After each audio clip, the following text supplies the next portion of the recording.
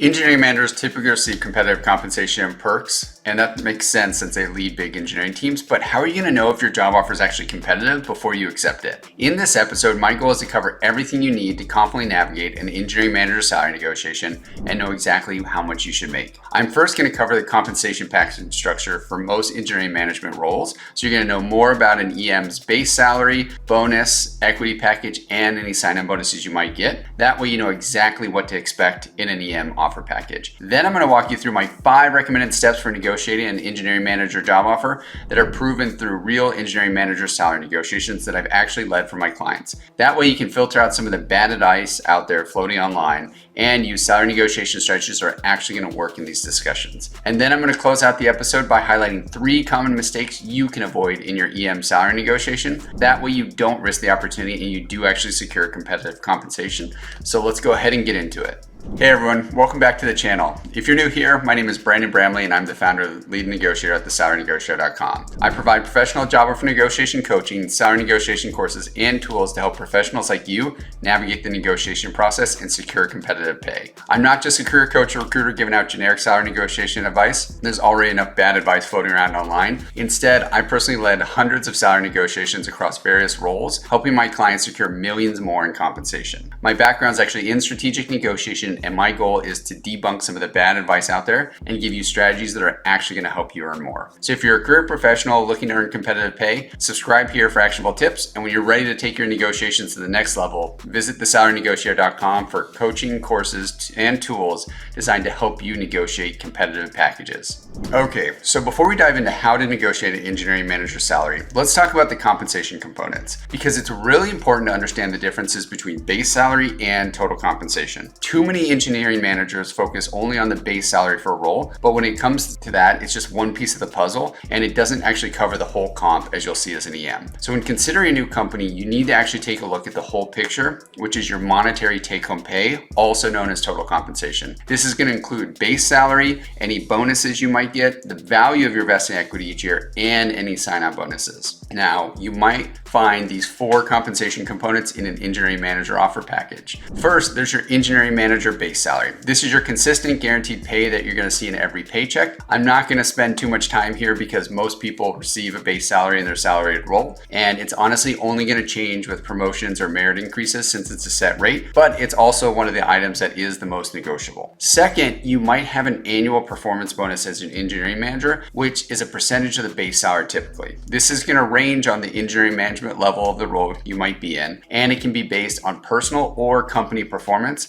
and it's going to be paid out annually or quarterly or another time frame, so it can fluctuate. While the engineering manager bonus is tied to your base salary, I've found that it's really not negotiable, but the cool thing is if you actually negotiate a better base salary, since your bonus is a percentage of that, it's actually going to increase along with that. So keep that in mind as you navigate the negotiations. Third, you're hopefully going to receive equity as an engineering manager at most companies. It usually comes in the form of either restricted stock units or employee stock options. Restricted stock units, which are RSUs, represent actual stock, which means you receive shares of the company stock outright once vested. Stock options give you the right to purchase a company stock at a predetermined price. For example, you have to pay to exercise these options before you actually own and receive the shares. So 2 big differences. Engineering manager equity grants are going to come with a stock vesting schedule, which means you'll need to wait for the equity to vest according to that schedule before you actually own the shares or options. Most stock vesting periods that we see are either 3 to 4 years, with equity vesting in increments over that time. The stock vesting schedule may be evenly distributed or staggered at different companies. So to explain this, for example, at Apple's RSUs vesting schedule is going to be a 4-year period with equal annually vesting. So that means 25% is vesting each year. 25% in year 1, 25% in year 2, 25% in year 3, and 25% in year 4. However, you're going to find a staggered approach for the Google RSU vesting schedule, right? So that's 38% vest at the end of year 1, 32% at the end of year 2, 20% in year 4, and then only 10% in year 4. So companies are going to have their own specific vesting schedule for engineering managers. So keep that in mind as you're reviewing the offer package and the compensation components. The other thing to call out with equity is is you're not going to get the value of the equity up front, but you do share in the value fluctuations over that period. So if the stock price goes up, so does the value of your equity as an engineering manager. The bad thing is the flip side is if the stock price drops, so does the value of your equity and your total compensation. So there are risks with equity. It's also good to note that if you leave before your equity vests, then you're actually going to forfeit that unvested portion of your engineering manager equity. So keep that in mind when you're starting to think about when you're going to transition and when you should depart a company. Finally, there are sign-on bonuses for engineering managers. This is usually a one-time cash payment, typically paid out 30 days after you start. It's often designed to offset lost incentives or equity from your previous company, or just as an incentive to join the new company.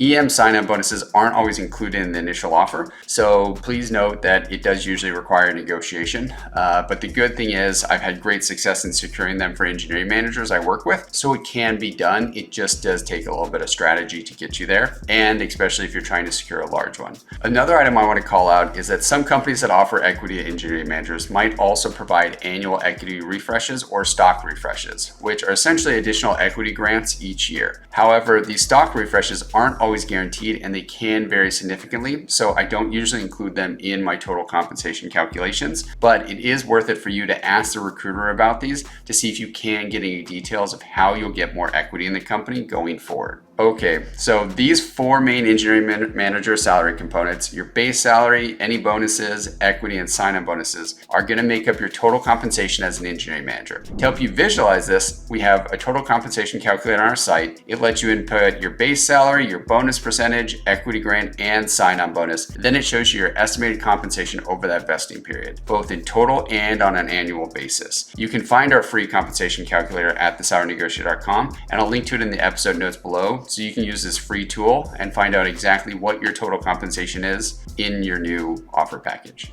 All right, now that we've covered how engineering managers' compensation structure works, let's discuss the engineering manager salary negotiation steps, right? This is the fun part. These are going to be the strategies I've used to successfully negotiate many engineering manager job offers, and I recommend you follow them to navigate your own engineering manager salary negotiation once you actually have an offer in hand. So once you do have an engineering manager job offer, the first step to negotiate it is to make sure you fully understand the compensation components and the benefits in your engineering manager offer package before you start negotiating. The biggest takeaway here is that understanding EM's total compensation before negotiating is very important. That's also why I spent a lot of time chatting through it, so you know exactly how to value the engineering manager offer and what to negotiate, right? So you don't only focus on the base salary, but you also focus on the bonus, the equity, and the sign-on bonus as well to make sure you are negotiating the entire package. So keep that in mind. The second step is what I call doing your due diligence and asking strategic questions. This is where you review the engineering manager offer and you're going to come back with a list of questions for the recruiter. This not only helps you clarify any questions you might have about the offer before you move forward, but it also allows you to strategically ask questions that are actually going to build salary negotiation leverage if worded correctly, right? So you can call out things that might not be as competitive as your current company or a competitor's offer or some other ideas. So if you need those ideas, feel free to grab our list of strategic questions on our templates page or in our course. That way you know exactly what to ask to build this negotiation leverage before you send a counteroffer. And I highly want to recommend as an EM, don't skip this step, right? Even if you're confident you think you understand everything about the offer, this step is important for building negotiation leverage, okay? It shows you're doing your research and your due diligence on the offer before you send an engineering manager counteroffer. That way your counteroffer doesn't come out of left field, right? And say, hey, I just want more money. It's, hey, I've done my research. I've talked with colleagues. I found out what the pay should be, and this is why you should increase it, right? It's going to build the leverage in your negotiation. So very important, and don't skip it. The third step is to do engineering manager compensation research and find not only the base salary, but also the total compensation ranges for the specific role, location, and level at the new company. Okay, you can use various online resources to find this data, but make sure you use multiple sources and you average the results. What we're trying to do here is find the compensation ranges of what they should be, both on a base salary basis and a total compensation basis, so we can see where your initial engineering manager offer sits and how much more room there is for improvement, so we can take a data-based approach. Most companies are honestly going to try to hire engineering managers at the lower to the mid end of the pay bands, So I'm always going to suggest that you push towards the top end of the engineering manager pay bands for your role. That way you're paid the same as anyone else that's in that position, because at the end of the day, it doesn't matter who they hire. They're hiring you for specific projects and they're going to expect you to do the exact same amount of work. Just remember though, this is publicly reported data, might not always be accurate if you are using those sites. Because engineering managers might report either higher equity than the new hire would get due to stock appreciation, or they might not have uploaded the compensation correctly. So if you do want help with this and you want to know how to do it correctly, feel free to pick up our compensation research comparison tool on our templates page, or it's included in our course where I actually talk through in a lot more detail of actually how to do the compensation research, so you have the data you need for your engineering manager counteroffer. All right, for the fun part. So once you have the engineering manager compensation research done and you've gotten the answers to all your questions to build leverage, you're now ready to draft an engineering manager counteroffer. This is where we want to take a database approach and craft an engineering manager counteroffer to send to the recruiting team. We're going to present the top end of the range you're targeting based on your research and call out any items that weren't competitive based on your due diligence questions. Right? And I'm highly going to suggest that you do this by email, because it's going to give the recruiter everything they need to advocate for you, and they can simply send your points to the comp team instead of hoping that if you make a call, they're going to sit there and listen, take your comments down and share those correctly. Because I can assure you on that call that recruiters are prepared to negotiate, because they handle offers every day. So they're a lot more prepared to you, and they're going to be prepared with tactics to cut you off and steer you in a different direction if you try to counter verbally. So I usually recommend sending an email first and then being prepared for pushback, which is also why the final step in the negotiation process is being prepared for pushback after you send an engineering manager counteroffer, right? It's almost guaranteed that you're going to get pushback from the recruiter. They're going to give you a wide variety of reasons of why they can't increase it. And tech recruiters, as I mentioned, are trained to deter you from negotiating. Okay, so you need to be prepared for this pushback and know exactly what to say to get them to actually take your concerns back to the comp team. Very important. To handle an objection, you're essentially going to want to go ahead and say that you understand their concerns, but nicely reiterate your ask and ask them to take it back for another look. It's going to take some getting used to, because you're going to possibly need to handle a few objections. But if you are able to overcome these effectively and get them to take another look, 9 times out of 10, they're actually going to come back with a better engineering manager offer package. So if you need help with these discussions, I talk through this a lot in my course, but then I also have our objection handling responses on our templates page. So feel free to download those and pick those up. That way you know exactly what to say when you encounter recruiter pushback after sending a counteroffer. The good news though is once they do take it back from here, you're either going to come back with a better offer, or they might come back with something that's lower than your ask or not move. At that point, you can decide if you're ready to go ahead and accept, or if you should send a second engineering manager counteroffer. The only thing I want to highlight about sending multiple counteroffers is remember that negotiating salary is not like how you negotiate at a car dealership, right? So it's not aggressive. There's not that much back and forth. And you're usually not going to want to send more than 2 engineering manager salary counters, okay? Because if you start to do more than that, it could be aggressive. It could jeopardize the relationship. So try to get the most movement you can in the first one, and then evaluate if it makes sense sending a second counteroffer. Now, the last thing I want to cover is a few engineering manager salary negotiation mistakes before you decide to negotiate an engineering manager offer letter. Okay, there's a lot of mistakes that people make that I want you to avoid. That way your salary negotiation comes off as professional and you actually secure better pay. So the main thing I recommend against is do not share your salary expectations or your current pay with the recruiting team at any point, right? This is only going to work against you, because if you think about it, if you throw out a number that's lower than what they could offer, or maybe you just share a base salary, it's likely going to get you a less competitive compensation package at the low end of their pay range. Or if you're in tech, which most engineering managers are, it's very possible you get down leveled, right? If the compensation falls into a lower level and they know they can pay you that, they're going to down level you and bring you in at an engineering manager, say, instead of a senior manager or a director. Okay, so don't do that. Stay away from it. And if you're one of those people that says, hey, I'm just going to throw out crazy numbers that are inflated because I think that's going to help, don't do that either, right? On the flip side, if you think it's best to throw out an inflated high number thinking that's going to help, they'll honestly think, hey, shoot, I'm not sure if we can afford this manager, so let's go with a different candidate instead. And you might not even get the offer. So it's not a good strategy, and stay away from that. And I also want you to remember that the recruiter knows exactly what they can pay for the role, right? They're not going to not know how much we can pay and what's budgeted for this.